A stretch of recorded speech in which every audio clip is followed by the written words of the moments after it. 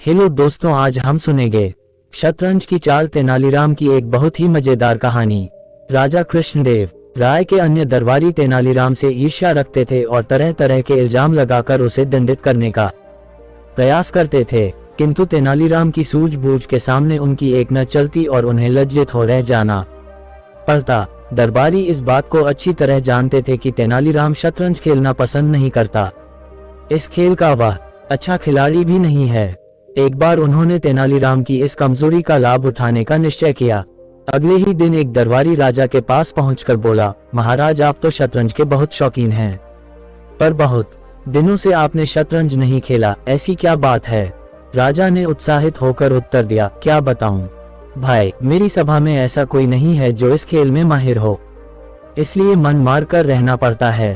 क्या कह रहे हैं महाराज? तेनालीराम ने आपको नहीं बताया, वह तो शतरंज का कीड़ा है, उसके दांव पर बड़े बड़े खिलाड़ी संन्यास ले चुके हैं।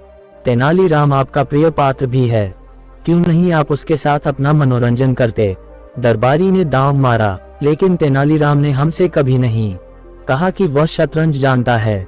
राजा बोला, अब आपकी हार नहीं देखना चाहता महाराज, यही कारण है कि आपको नहीं बताया। पूरा घाघ है, उसके जैसा खिलाड़ी तो पूरे देश में नहीं मिलेगा। दरबारी ने विश्वास दिलाया तो राजा को यकीन हो गया। दूसरी शाम राजा ने शतरंज बिछवा दी और इनकार करने पर भी तेनालीराम को जबरदस्ती पकड़कर अपने साथ बिठा लिया। सभी दरबारी आसपास खड़े होकर तमाशा देखने लगे। बोले, तेनालीराम जी, आप तो शतरंज के चतुर खिलाड़ी हो और फिर महाराज के साथ खेल रहे हो, ऐसा सुअवसर किसको मिलता है? खूब मन लगाकर खेलो। तेनालीराम समझ गया कि यह सब दुष्ट मंत्रियों का षड्यंत्र है। विवश होकर उसने चाल चलनी शुरू की। खेलना तो वह जानता न था। थोड़ी ही देर में बाजी हार गया। दरबारियों ने ठहाका लगाकर उसकी हंसी उड़ाई। बोले, तेनालीराम, सब कुछ जानते हुए भी क्यों मूर्खता करते हो? महाराज जैसे खिलाड़ियों को इस तरह खेल में मजा नहीं आएगा, जरा जमकर खेलो। चाहो तो महाराज से इनाम ले लेना, पर खेल का मजा किरकिरा न करो। दरबारियों की बात सुनकर महाराज को लगा कि तेनालीराम मन से मक्कारी कर रहा है।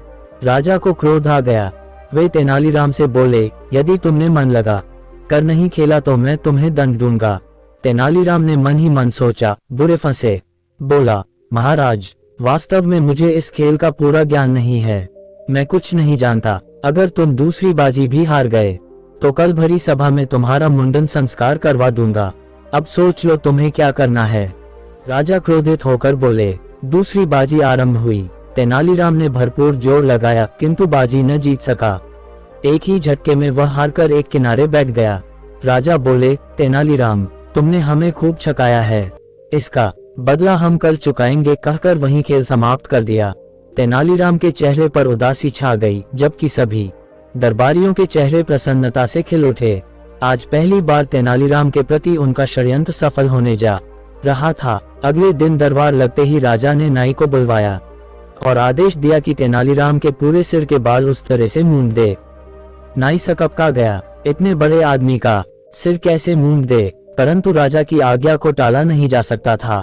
वह बैठकर अपना उस्तरा तेज करने लगा। तेनालीराम ने राजा से कहा, महाराज, एक निवेदन करना चाहता हूँ।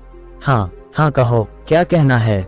मैंने इन बालों पर 5000 अशरफिया उधार ले रखी है। जब तक वह कर्जा मैं नहीं चुकाता, तब तक इन बालों पर मेरा अधिकार नहीं है। राजा ने तुरंत आज्ञा दी कि तेनालीराम को 5000 अशरफियां दी जाएं। मंत्री ने अशरफियां तेनालीराम के घर भिजवा दी। अब तो तेनालीराम को नाई के आगे बैठना ही पड़ा। नाई ने जैसे ही सर की ओर उस्तरा बढ़ाया, तेनालीराम ने उसे रोक लिया और धीरे धीरे मंत्रों का उच्चारण करने लगा। उसकी यह क्रिया देख राजा आश्चर्यचकित हुआ। बोला, अब क्या ढोंग रचने लगे तेनालीराम?